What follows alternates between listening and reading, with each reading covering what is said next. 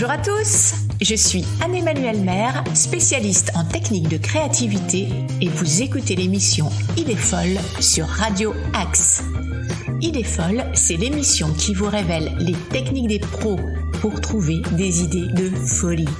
Des idées de folie pour toutes les situations de votre vie. Alors rejoignez-nous chaque semaine pour une dose d'inspiration et pour sortir du cadre. 3 bonnes raisons de continuer à nous écouter. 1. Vous en sortirez plus savant. 2. Entraîné. Et 3. Régénéré. Suivez-moi, je vais être votre guide vers tout plein d'idées folles. La technique de créativité de pro que je vous transmets aujourd'hui est empathique. Elle va vous permettre d'innover en répondant mieux aux besoins des autres. Séduisant, non ? Innover aussi bien pour concevoir de nouveaux produits, pour communiquer efficacement et innover dans vos relations. On verra aussi des exemples très différents où ces principes sont mis à profit. Et bien sûr, on se donnera un temps pour notre exercice pratique en direct. Psst, au fait, les techniques que je vous communique chaque semaine sont aussi très utiles si vous avez un brainstorming à animer, pour trouver des idées et des solutions originales. Et vous pouvez combiner les techniques entre elles. Le plus pratique, c'est de vous aider de mon livre « Décupler vos idées de folie ». Avec ces 60 cartes, vous avez un brainstorming original clé en main pour trouver plein d'idées en solo ou en groupe. Notre devise aujourd'hui, c'est cibler les besoins fondamentaux. Cibler les besoins fondamentaux pour y apporter une nouvelle réponse, bien sûr. Une technique semi-psy, semi-marketing, 100% efficace. Ça marche comment, ce ciblage des besoins fondamentaux ? Eh bien en fait, je vais surtout me référer à une segmentation des besoins humains que je trouve très opérationnelle et qu'on appelle la pyramide de Maslow. Vous connaissez sans doute déjà, mais c'est toujours utile d'y revenir. Alors 2 mots de rappel. Cette pyramide est constituée de 5 stades par empilement. Il s'agit des 5 groupes de besoins fondamentaux de l'individu. C'est le psychologue Abraham Maslow qui les a définis dans les années 40. À la base de la pyramide, on a le premier type de besoin, les besoins physiologiques. Puis juste après, une fois qu'on est rassasié, qu'on peut respirer, arrive le besoin de sécurité. Sécurité physique, comme un besoin de protection ou de prévention santé, et sécurité financière aussi, besoin de stabilité. 3, quand nos besoins de sécurité sont assurés, vient le besoin d'appartenance. Savoir qu'on compte pour les autres, qu'ils ont besoin de nous, se sentir intégré, pouvoir s'exprimer, avoir sa place, un statut social, se sentir compris. 4, le niveau supérieur, c'est le besoin d'estime de soi. C'est le besoin de se sentir utile, reconnu, apprécié, de sortir du lot. C'est aussi un besoin d'autonomie et d'indépendance. Enfin, le dernier 5e segment de besoin, en haut de la pyramide, pour ceux qui ont la chance d'y arriver, c'est le besoin d'accomplissement, de dépassement de soi. On cherche ici davantage à s'épanouir, à se cultiver, à méditer, à créer, à donner un sens à sa vie, à son développement personnel, mais il est aussi question d'altruisme et de transmission. C'est une bonne situation, ça, Scribe. Mais vous savez, moi je crois pas qu'il y ait de bonnes ou de mauvaises situations. Si je devais résumer ma vie aujourd'hui avec vous, je dirais que c'est d'abord des rencontres. Voilà donc notre pyramide à 5 niveaux. Je récapitule, besoins physiologiques, puis de sécurité, puis d'appartenance, puis d'estime de soi et enfin d'accomplissement. Dans la plupart des représentations, ces groupes de besoins sont hiérarchisés, d'où la pyramide. Ce qui veut dire que l'individu cherche à combler ses besoins primaires, les niveaux inférieurs de la pyramide, avant de chercher à satisfaire les besoins des niveaux supérieurs. Manger d'abord, s'accomplir après. Bon, cette hiérarchie des besoins est remise en question aujourd'hui parce que, de fait, la hiérarchie des besoins peut varier en fonction des individus, des circonstances et des cultures. Par exemple, le besoin de réalisation de soi peut être plus fort que celui d'appartenance. Reste que la nature des grands besoins humains identifiés et leur segmentation en ces 5 groupes est pertinente et indémodable. Et l'intérêt de cette approche pour trouver de nouvelles idées, c'est que si on a un manque par rapport à un de ces 5 besoins, ça va jouer sur nos comportements, notamment sur nos comportements d'achat. C'est pour cela, entre autres, que ça intéresse les marketeurs, les communicants et les commerciaux. Alors, le secret ici, c'est de partir de votre produit ou situation et de chercher s'il y a un de ces 5 besoins qui n'est pas bien rempli ou auquel on pourrait mieux répondre avec de nouvelles caractéristiques qui vont toujours plus loin par rapport à un de ces 5 besoins. En gros, au choix, trouvez de nouvelles caractéristiques qui amènent plus de sécurité ou plus de liens ou plus d'estime de soi ou plus d'accomplissement. Ou encore, si votre produit ou situation répond suffisamment à un type de besoin, vous pouvez chercher à répondre à ce besoin d'une façon nouvelle pour innover toujours. Imaginons par exemple, vous êtes un fabricant d'hélicoptères. Vous allez chercher des idées pour construire des hélicoptères plus sécures, de tout point de vue, besoin de sécurité, mais aussi qui répondent aux besoins d'appartenance des utilisateurs d'hélicoptères, à un groupe d'intérêt ou à une communauté donnée, style Harley-Davidson pour les motos. Vous allez chercher aussi des idées qui répondent aux besoins d'estime de soi. C'est chic de pouvoir faire un tour en hélico quand même. Et aussi aux besoins d'accomplissement des utilisateurs d'hélicoptères. Hey, on est au 7e ciel. Alors voici un exemple personnel où je veille à utiliser cette technique. J'ai une entreprise, Blue Baobab, et j'y fais notamment des bijoux et sculptures en bois. Je suis consciente du légitime besoin d'estime de soi de mes clients. Je présente mes collections comme des bijoux créateurs, comme des pièces uniques, et aussi j'utilise des matériaux nobles, précieux, originaux, comme l'ébène, le bois de rose, le zébrano, des bois indigènes massifs ou le galucha. Et je fais certaines sculptures en format XXL, que ça impressionne. Ou encore, je mets en avant la participation de mes sculptures à certaines expositions. C'est toujours mieux d'avoir une sculpture d'un créateur qui expose. Allons maintenant examiner ces 5 besoins d'un peu plus près.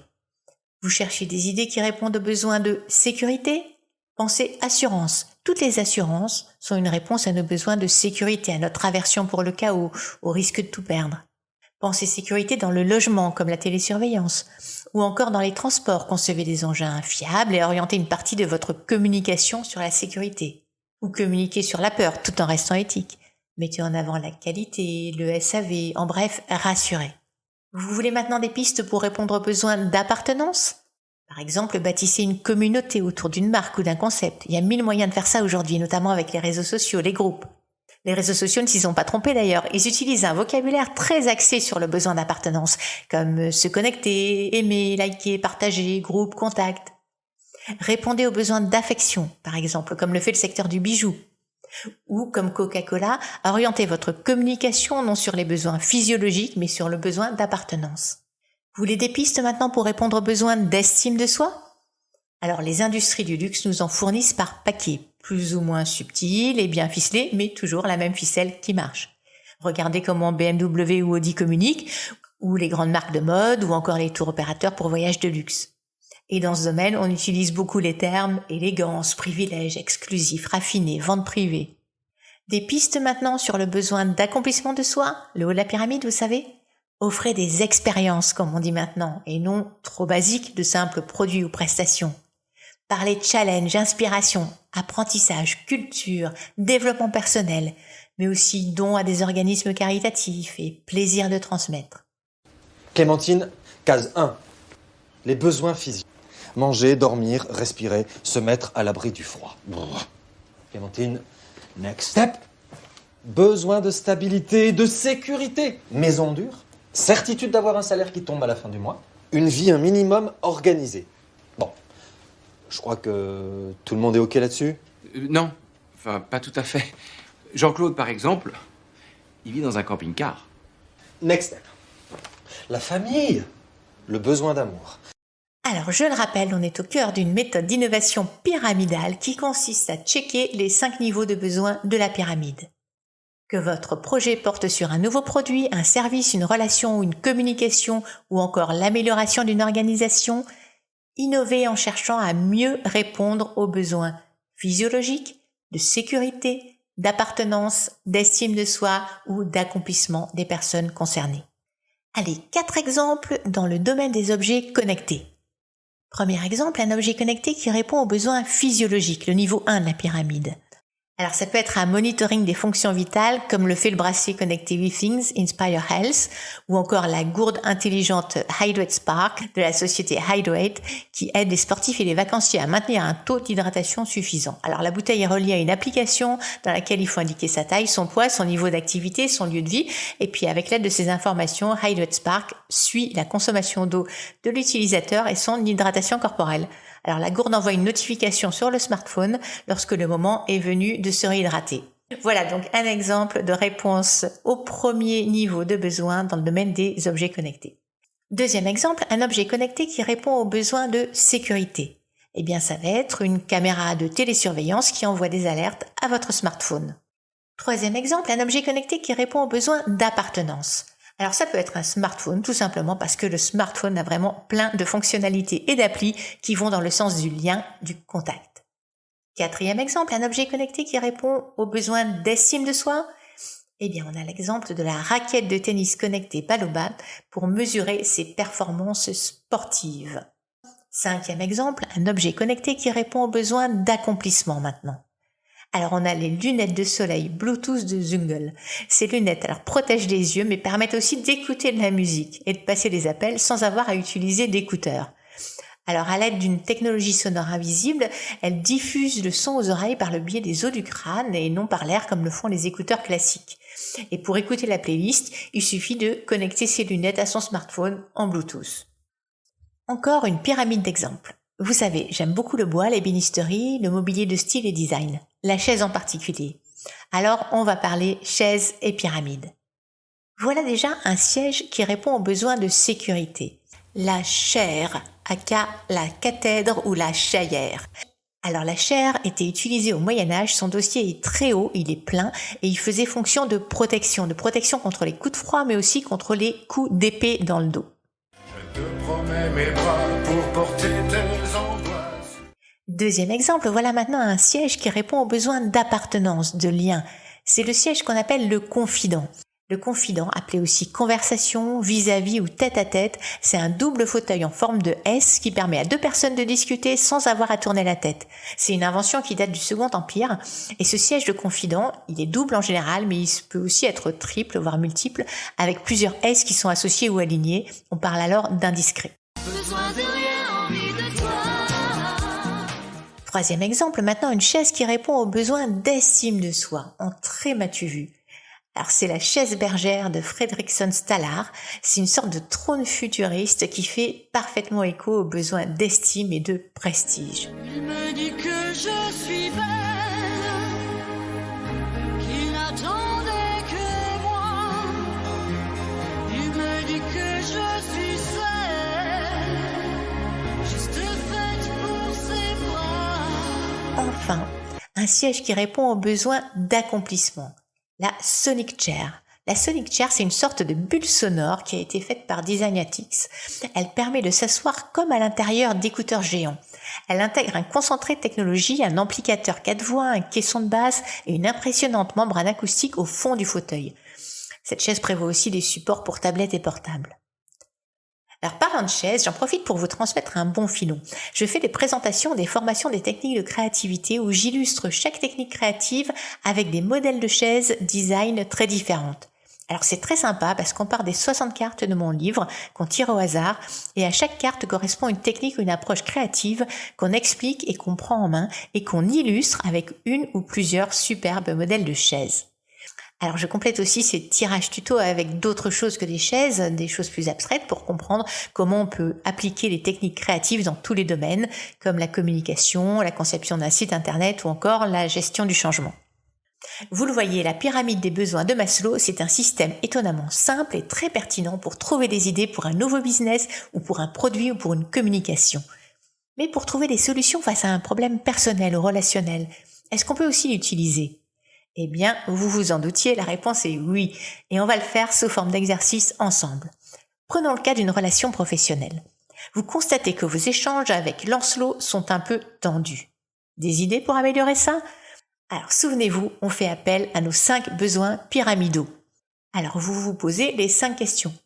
Lancelot est-il à l'aise physiquement avec la situation là maintenant, le besoin physiologique ? L'avez-vous suffisamment rassuré ? Est-il pleinement en confiance par rapport à vos intentions, à vos compétences, à votre efficacité ? Donc ça, c'est le besoin de sécurité. Ensuite, interrogez-vous, est-ce que imperceptiblement Lancelot se sent accepté ? Ça, c'est le besoin d'appartenance. Sent-il que vous le respectez, que vous le reconnaissez à sa juste valeur ? Ça, c'est le besoin d'estime de soi. Et est-ce que vous lui transmettez la ferveur d'avancer ensemble ? Ça, c'est le besoin d'accomplissement. Utile, non ? D'ailleurs, de façon générale, vous remarquerez que vos solutions se cacheront souvent derrière un de ces 5 besoins clés. Magique, ce questionnement fonctionne tout aussi bien appliqué à vous-même. Par exemple, vous avez aujourd'hui un coup de mou ?